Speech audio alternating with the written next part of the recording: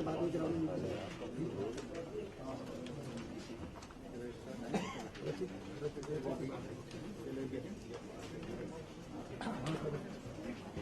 behalf of PIB, I welcome you all to this press conference, friends. It's my privilege and honor to introduce the Union Minister for Heavy Industries and Public Enterprises, Shri Anand Giteji, Minister of State for Heavy Industries and Public Enterprises, Shri Pon Radhakrishnan ji. I extend a warm welcome to you both, sir. I also welcome Secretary Department of Heavy Industries, Dr. Rajan Katur, Secretary Department of Public Enterprises, Ms. Kusumjit Sidhu. Today's format of the press conference will be the Honorable Minister. Kindly settle down, please. Request you to be. Today's press conference format will be the Honorable Minister will make opening remarks. At the background, the PowerPoint presentation will be running. Thereafter, as usual, there will be questions and answers. I request you to kindly ask your questions one by one, and before asking the questions, please state your name and your organization. As usual, I also request you kindly to switch off your mobiles or keep them in silent mode. Over to the Honorable Minister. PIB के द्वारा आपका स्वागत हुआ है। मैं मंत्रालय की ओर से और मेरे सहयोगी राज्य मंत्री जी उन राधाकृष्णन जी, आप सभी का आज के इस वार्तालाप में स्वागत करता हूं। वैसे आज का दिन महत्वपूर्ण दिन है। सौभाग्य से हमें आज का यह दिन इस वार्तालाप के लिए उपलब्ध हुआ है। पंडित दीनदयाल जी के जयंती समारोह का आज का दिन है, जिसका जिक्र सुबह में प्रधानमंत्री नरेंद्र मोदी जी ने किया और दिल्ली के लाल किले पर से 15 अगस्त के अपने राष्ट्र को उद्देशित भाषण में प्रधानमंत्री जी ने जो नारा दिया था, मेक इन इंडिया, उस नारे को मिशन के रूप में आज बदला गया है और उस मिशन का लॉन्चिंग भी आज ही हुआ है। प्रधानमंत्री जी ने आज सुबह में किया है।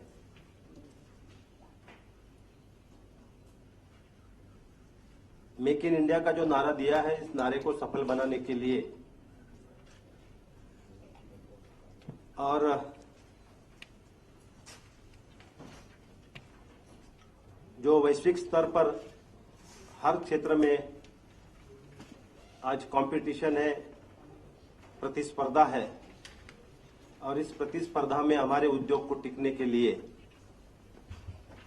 जो महत्वपूर्ण भूमिका मेरे मंत्रालय को निभानी है,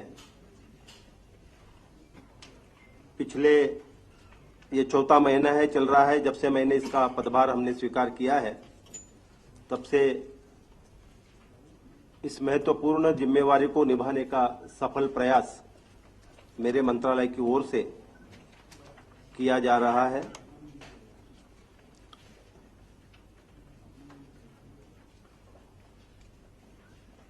और इसलिए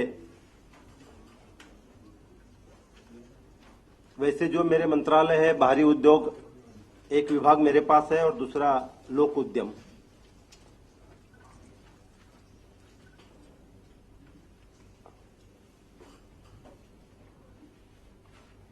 और इस मेक इन इंडिया को सफल बनाने के लिए सबसे पहला कदम मेरे मंत्रालय द्वारा हमने उठाया, उसका जिक्र मैं आपके समक्ष यहां पर करना चाहूंगा। जो हमारा पुराना उद्योग है, capital goods sectors, machines and tools industry हमारी जो सबसे पुरानी है,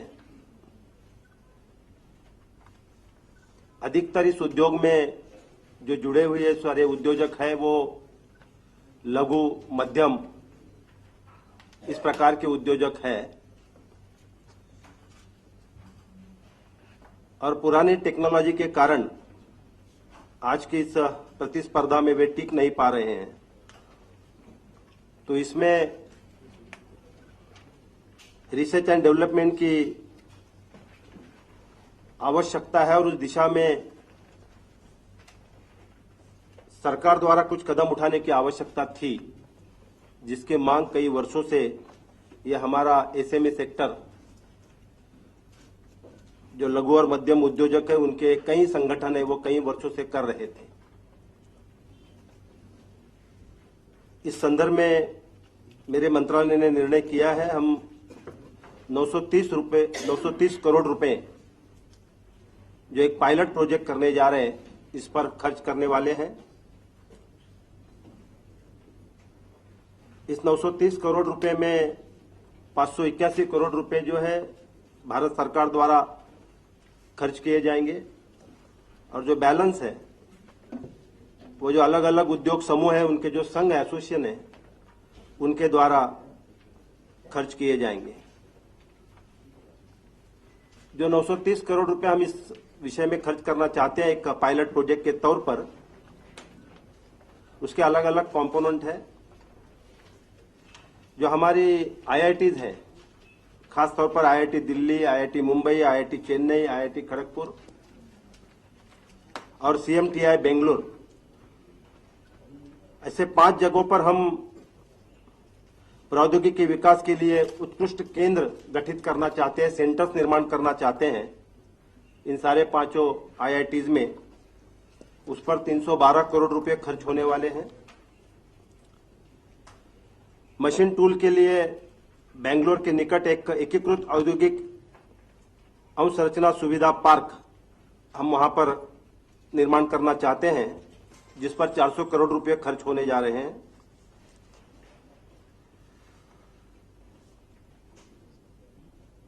इंजीनियरिंग सुविधा 2 केंद्र हम खोलने जा रहे हैं, जिनमें से एक सूरत में होगा और एक अभी तक हमने जगह तय नहीं की है, जिस पर 61 करोड़ रुपए खर्च होने जा रहे हैं।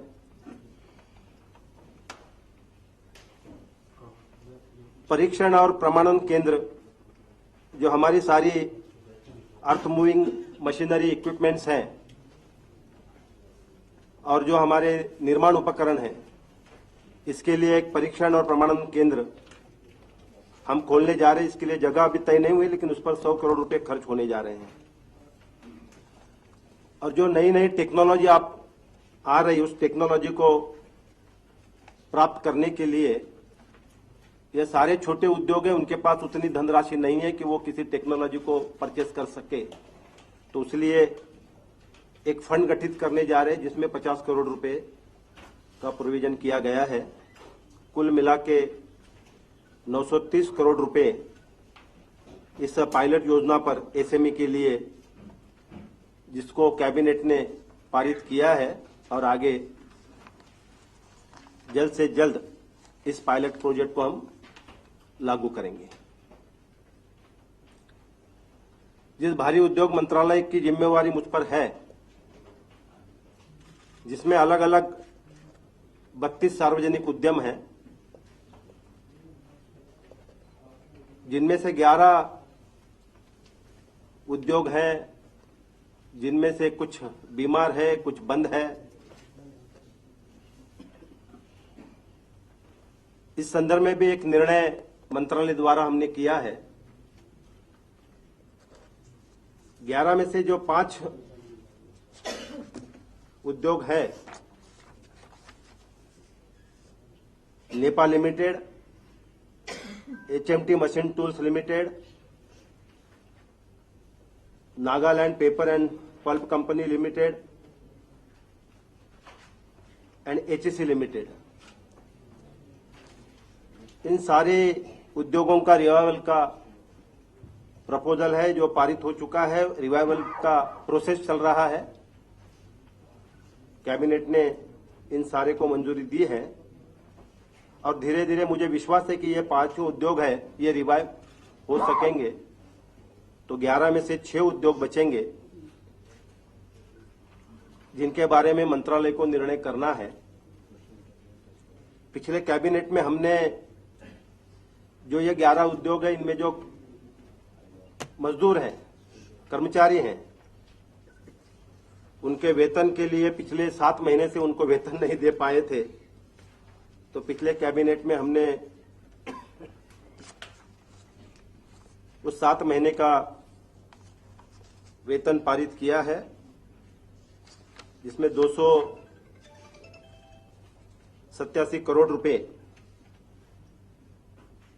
को मंजूरी कैबिनेट ने दी है। अब तक 2004 से लेकर ये जो कुल पहले 25 बीमार उद्योग थे, इन सारे 25 बीमार उद्योग पर पिछले 2004 से लेकर आज तक वेतन पर लगभग 3000 करोड़ रुपए खर्च हो चुके हैं।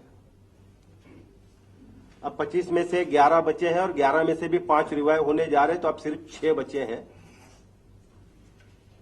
तो मेरी मंत्रालय की ओर से हम ये प्रयास करने जा रहे हैं कि जो बचे हुए 6 उद्योग हैं,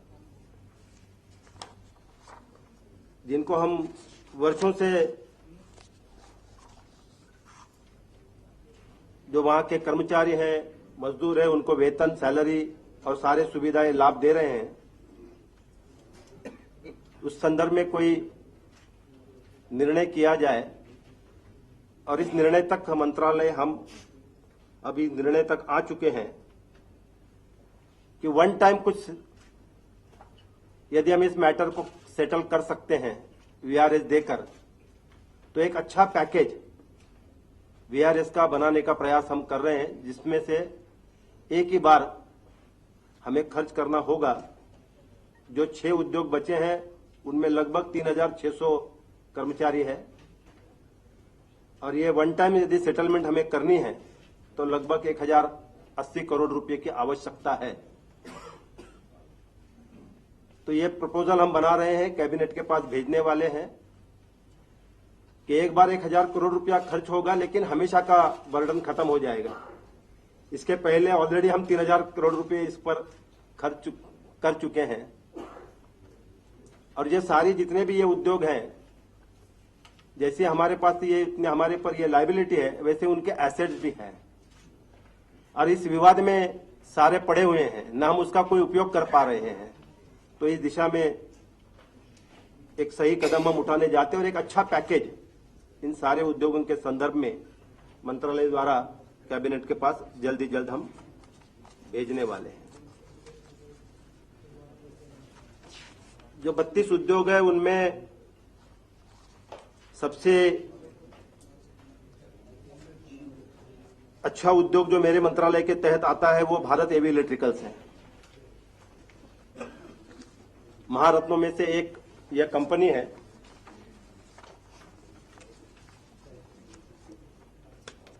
आज पावर सेक्टर में काफी स्पर्धा जुड़ी हुई है पूरे दुनिया में, और ऐसे में हमारे जो पावर सेक्टर की जो पावर इंडस्ट्री है, उनके लिए कई समस्याएं हैं। जैसे सबसे बड़ी समस्या कोयले की है, और इसलिए हमें विदेशी कोयले पर, आयात किए हुए कोयले पर इन सारे प्रोजेक्ट को, इन सारे प्लांट को चलाना पड़ता है। और इसलिए बीएचईएल ने एक अपनी खुद की एक टेक्नोलॉजी डेवलप की है, और एक फ्लेक्सिबल ईंधन बॉयलर जो उन्होंने डेवलप किया है, जो देसी विदेशी किसी भी कोयले पर चल सकता है। मतलब उसके लिए अलग कुछ करने की आवश्यकता नहीं है।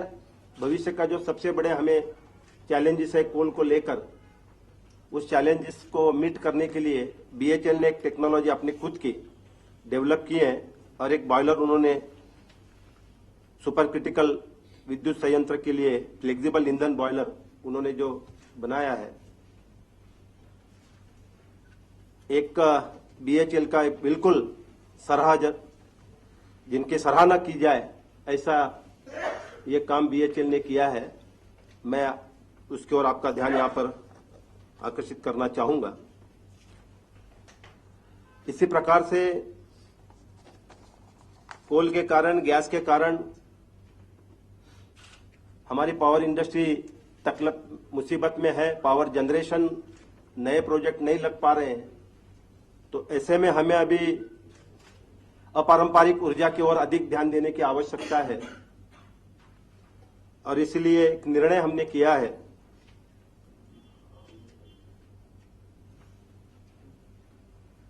जिसमें BHEL, Sambhar salts limited, Rajasthan electronic instrumentation limited, solar energy conservation of India, power grid corporation of India और सतलज जल विद्युत निगम, इनका एक संयुक्त उद्यम हमने गठित किया है।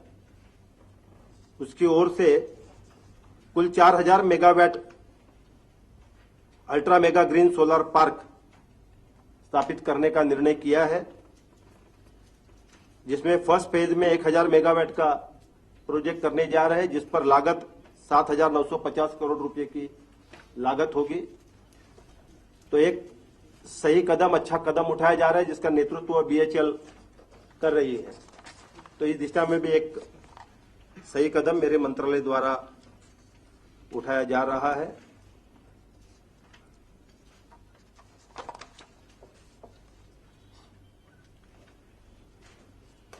पर्यावरण की चिंता आज हम सब कर रहे हैं और इसलिए पर्यावरण का संतुलन बना रहे, इसके लिए मंत्रालय ने एक इलेक्ट्रिक वाहन स्कीम के प्रस्ताव को अंतिम रूप दिया है, जिसमें हम वर्ष 2020 तक सभी सेगमेंट्स में 6 से 7 मिलियन हाइब्रिड इलेक्ट्रिक वाहनों की संभावित मांग की परिकल्पना की गई है।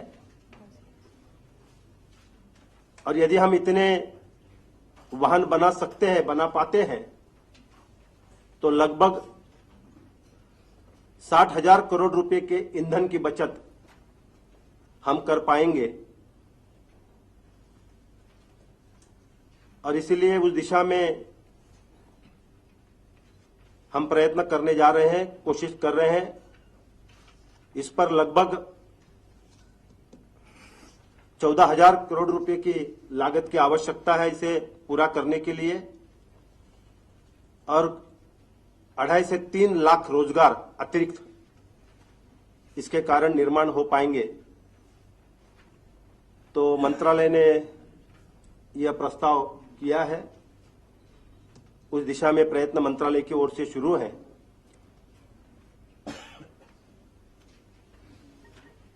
इसके साथ साथ एक प्रयास हम कर रहे हैं,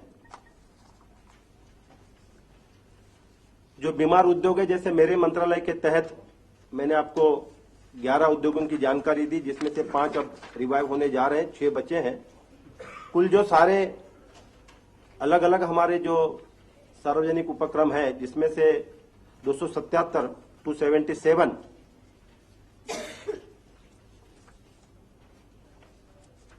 उसमें से लगभग 71 उद्योग इंडस्ट्रीज है जो बीमार है और 43 इंडस्ट्रीज है आउट ऑफ 71 जो हम प्रयास करें तो उनका रिवाइवल हो सकता है।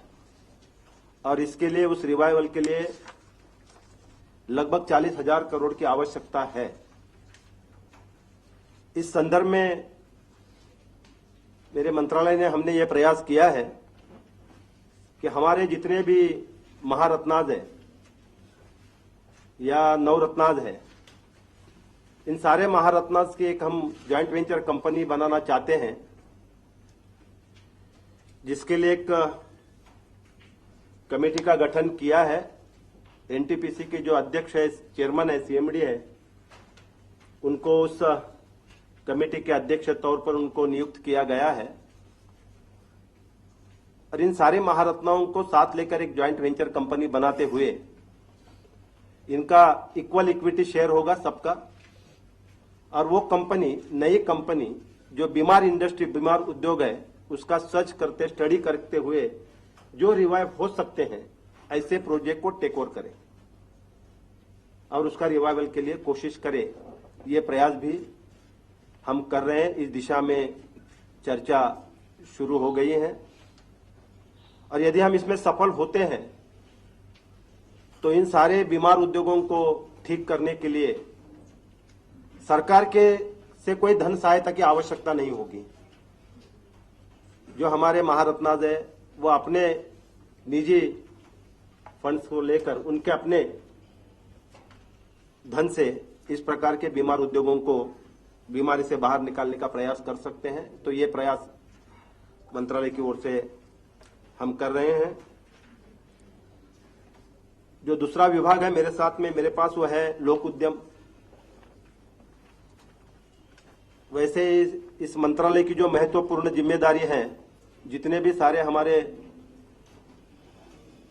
सीपीएससीज हैं उन सारे अलग अलग मंत्रालयों के तहत जितने भी सीपीएससीज हैं उनके लिए नीतिगत दिशा निर्देश तैयार करना यह इस लोक उद्यम विभाग की जिम्मेवारी है।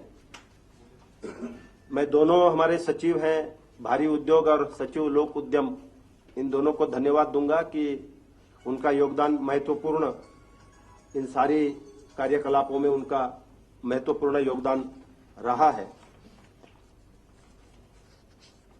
और इसलिए बीआरपीएससी का पुनर्गठन का हमने निर्णय किया है और उसको और सशक्त बनाने का प्रयास कर रहे हैं। और उसके साथ साथ जो हमारे अलग अलग सीपीएससी के कर्मचारी हैं उनके लिए एक तीसरे वेतन संशोधन समिति के गठन के संदर्भ में भी मेरा मंत्रालय विचार कर रहा है। तो ये जो प्रमुख विशेषताएं थी, या आप इसे चाहे उपलब्धि माने या न माने, लेकिन जिस मंत्रालय का पदभार मैं स्वीकार मैंने किया है, जिसे मैं पिछले 4 महीनों से इस मंत्रालय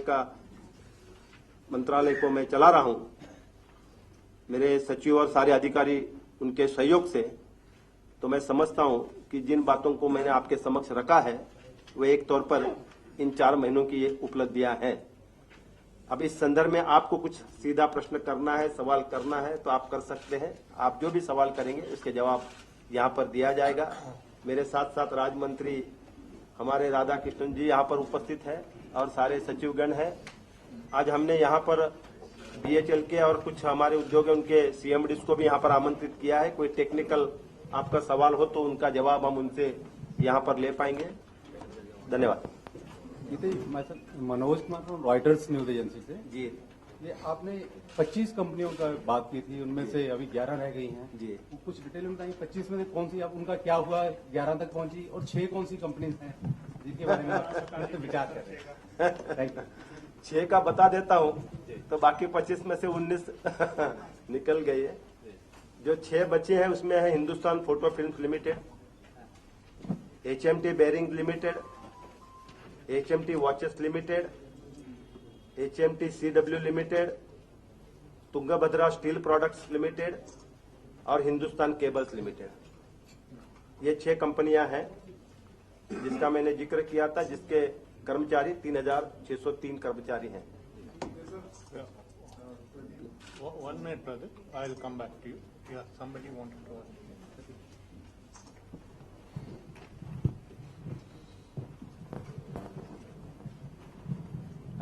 सर, जब आपने पदभार संभाला था तभी आपने काफी आप नाराज थे और बड़े ही, और अभी जिस तरीके से आप कह रहे हैं कि टेक्निकल चीजों के लिए, तो अभी लग रहा है कि बहुत ज्यादा आप इसमें घुले मिले नहीं इस मंत्रालय में।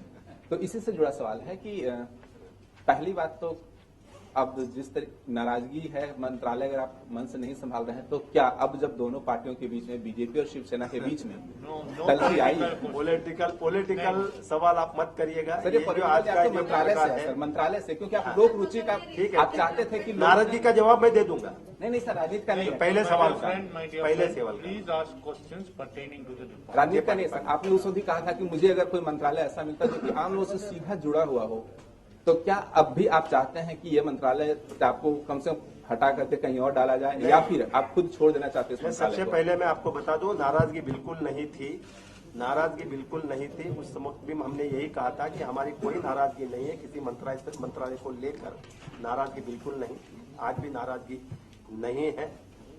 और यदि बदलाव करने का सवाल है, ये अधिकार प्रधानमंत्री जी के हैं, जब वे चाहेंगे तो बदलाव हो जाए। सर, स्टेट बैलेंस टूटेगा तो क्या सेक्टर में बढ़ाएगा? ये यहाँ से बाहर जाने के बाद जवाब दूंगा। कमरे से बाहर, हाँ वही मैंने कहा ना। सर, अनुज गुप्ता नौभारत जी ना। आपने कहा कि राजस्थान में 4000 मेगावाट का जो बनना है, जी, जी। तो अभी उसका पहला चरण 1000 मेगावाट 1000 मेगावाट 4000 पूरा यानी कंप्लीट कब तक करना है प्रोजेक्ट को? नहीं, इसमें समय अभी तक हमने तय नहीं किया है, उसके लिए निश्चित समय तय नहीं किया है। पहले 1000 मेगावाट करने का निर्णय किया है, उस दिशा में हमारे पहल शुरू हो चुके हैं, लेकिन कुल मिला के 4000 मेगावाट हमें करना है। Gita here, Pradeep Kumar, financial journalist. You said it is 1,080 crores will be spent for the BSS. The 6 companies will be closed down. Now my question, it is you get the full estimated the feedback to close down the 6 companies, or you the second thing, how to raise the 1,080 crores? नहीं, ये इस संदर्भ में हमने निर्णय किया है कि पिछले कई वर्षों से ये जो सारी बीमार कंपनियां हैं, उनके जो कर्मचारी हैं, मजदूर हैं, वर्कर्स हैं, उनको हम सैलरी दे रहे हैं। अब तक 3000 करोड़ रुपए हम इस पर खर्च कर चुके हैं। ये सारे नॉन प्रोडक्टिव है, और यदि हम इस पर कोई निर्णय नहीं करते तो ये सिलसिला आगे भी चलता रहेगा।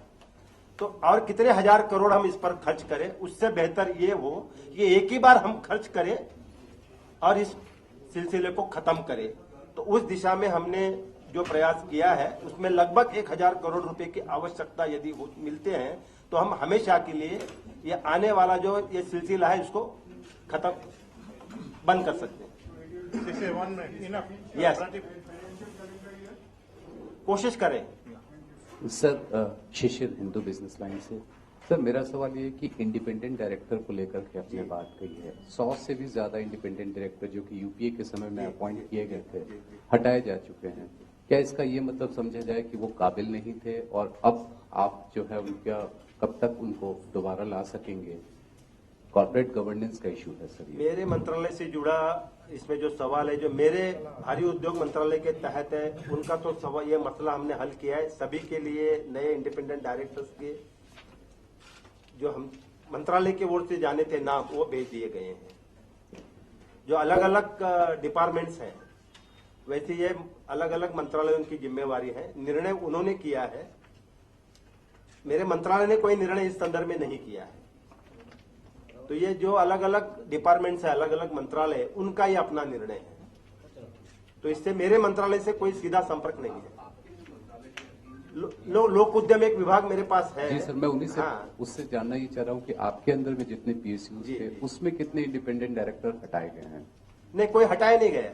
मेरे मंत्रालय से कोई हटाया नहीं गया है। मेरे मंत्रालय से वेकेंट पोस्ट है, वो फिलअप करने का काम हमने किया है। Sorry, this is Andrew McCaskill from Reuters. If I understand correctly, apart from the ones you're closing down, you're proposing to revive about 48 of the 58 central public sector enterprises. Is that correct? I'm just wondering why you're considering reviving companies that some of which have had losses for decades and have been closed for a long time. Why do you think you'd be able to do that? मैं जवाब तो हिंदी में देना चाहूंगा, उनको समझ में आएगा, या तो मैं प्लीज सेकंड।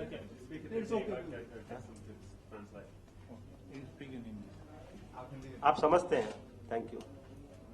जितने भी सिक इंडस्ट्री यूनिट्स हैं, उनमें से आउट ऑफ 11 5 का तो रिवाइवल जो कैबिनेट ने भी अप्रूव किया है और रिवाइवल का काम शुरू हो गया है, वो रिवाइव हो जाएंगे आउट ऑफ 11। और जो 6 बचे हुए हैं जो रिवाइव हो नहीं सकते हैं, उनके बारे में अब हमने कहा है कि वो सारे जो 6 यूनिट्स हैं, उनके जो मजदूर कामगार हैं, वर्कर्स हैं, उनके लिए एक वन टाइम सेटलमेंट का प्रपोजल हम एक VRS का अच्छा प्रपोजल हम बनाने जा रहे हैं।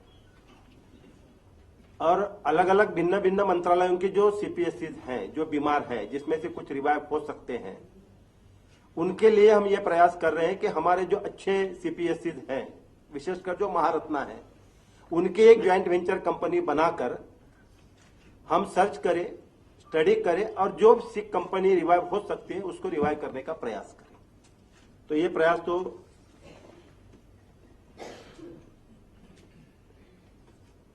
और जो 48 CPSCs है, वो प्रपोजल ऑलरेडी गवर्नमेंट ने अप्रूव किया है। ऑलरेडी गवर्नमेंट ने अप्रूव किया है। 10,000 करोड़ कैश में देने की बात है उसमें, और 30,000 करोड़ अलग अलग वेवर्स हैं, चाहे फिर वो टैक्स एग्जम्पशंस हो, ड्यूटीज हो, इस प्रकार के अलग अलग वेवर्स के लिए मैं ये चाहता हूं कि ये प्रयास हम करने जा रहे हैं कि सरकार के ऊपर कोई बर्डन ना आए, और जो हमारे CPSCs है, जो अच्छे अच्छे CPSCs है, जो महारत्ना है, जो अपने आप में वो फाइनेंशियली साउंड है, जिनके पास कैपेसिटी है इन्वेस्ट करने की, तो ऐसे CPSCs के पास यदि सरप्लस है तो उस सरप्लस को हम इस सिक यूनिट के रिवाइवल के लिए यूज करें। सर, आपके यहाँ प्रेजेंटेशन में लिखा हुआ है कि BRPSC ने 4 जो कंपनियां उनके क्लोजर के लिए रिकमेंड किया, तो वो 4 कंपनियां कौन कौन सी है सर, वो उसके बारे में? 4 की लिस्ट अपने पास अलग से निकालिए please. Bharat Yantra Nigam, Hindustan photo films,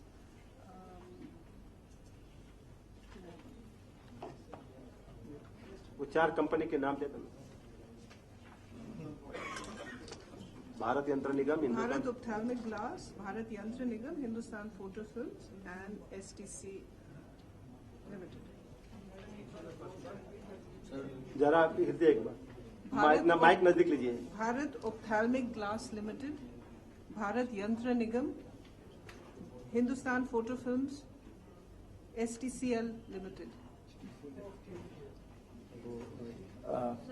excuse me, मेरे सवाल ये हैं, ये industry should be free to perform the way it should. Why are you putting this mandatory procurement clause from MSMEs by these public sector companies? They will turn many of these companies sick if they have to procure some 20% or 25% from the MSMEs. So what do you have to say about it? जैसे जो भी कदम हम उठाने जा रहे हैं उसमें सबका योगदान होना आवश्यक है, सहयोग होना आवश्यक है, और सरकार की ओर से सपोर्ट दिया जा रहा है, और इसीलिए MSME का सहयोग होना इसमें आवश्यक है। ये 20% की जिम्मेवारी इसके लिए उनके ऊपर सोचेंगे। सर, यूपी के इंडस्ट्रियल ग्रोथ में काफी ज्यादा, पहले से भी आपने कहा कि काफी नीचे होता जा रहा है, तो फिर यूपी के इंडस्ट्रियल ग्रोथ को लेकर कुछ योजना है क्या उत्तर प्रदेश को लेकर, और खासतौर पर वाराणसी या इसके आसपास के क्षेत्र को लेकर? कुछ इंडस्ट्रियल ग्रोथ से रिलेटेड कोई प्रोजेक्ट या योजनाएं हैं ऐसे आप? नहीं, उस दिशा में अभी कोई उस दिशा में हमारे पास कोई प्रपोजल भी नहीं आया है। स्टेट गवर्नमेंट से भी कोई प्रपोजल नहीं है, और हमारा भी कोई प्रपोजल इस दिशा में नहीं है। Hello sir.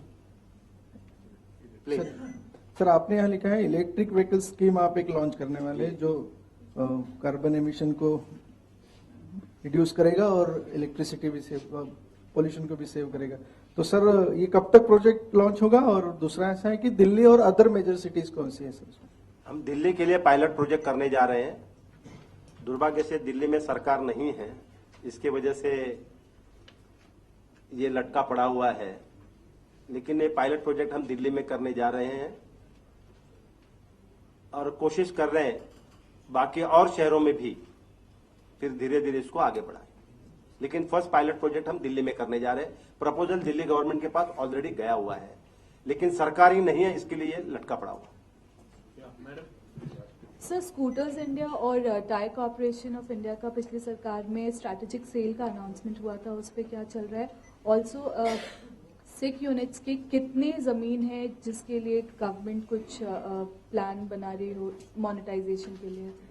नहीं, हम एक तो लैंड बैंक के बारे में सोच रहे हैं। जितने भी हमारे सारे सिक यूनिट्स हैं मेरे मंत्रालय के तहत है, उसके संदर्भ में भी हम कर रहे हैं। और जितने टोटल जो हमारे सीपीएससी हैं जो सिक हैं, उसके लैंड बैंक के बारे में भी चर्चा हो रही है, उसके ऊपर काम हो रहा है, चल रहा है। स्कूटर्स इंडिया के बारे में डिटेल्स है क्या हमारे पास? स्कूटर्स इंडिया के बारे में अभी तो प्रॉफिट में है, मतलब अब वो लाभ में चल रही है। हाँ, वही अभी